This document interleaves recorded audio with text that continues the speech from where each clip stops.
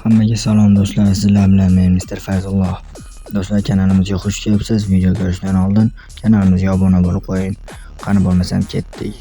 Do'stlar, bugungi videomizda biz headshot uchun bir ikkita nastroykalarni ko'rib chiqamiz va ularning qulayliklari va turliklari haqida gaplashib o'tamiz. Qani bo'lmasam ketdik. Mana bu yerda do'stlar ko'rib turibsiz. Qanchalik harakat qilsanglik ham bu yerda headshot demayapti. Ko'targanda salpaltayib qolyapti. Mana bu yerda nastroykani yoqqandan so'nggi holat ko'rishingiz mumkin. Faqat headshot deyapti. Bu nastroykani yoqqaningizdan so'ng sizniki ham faqat headshot deyadi.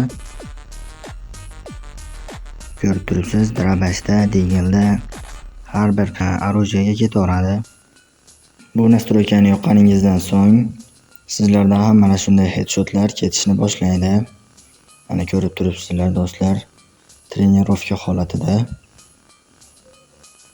любой оружиеga ketaveradi. Bu nastroykani yoqish uchun nastroyka bo'limiga o'tib, display bo'limini tanlaymiz. Display bo'limiga o'tganimizdan so'ng pastda turgan 3 ta kategoriyadan высокийni bosamiz. Высокийni bosganimizdan so'ng bizning nastroyka tayyor. Do'stlar, video foydali bo'lsa kanalimizga obuna bo'ling va like tugmasini bosib qo'ying.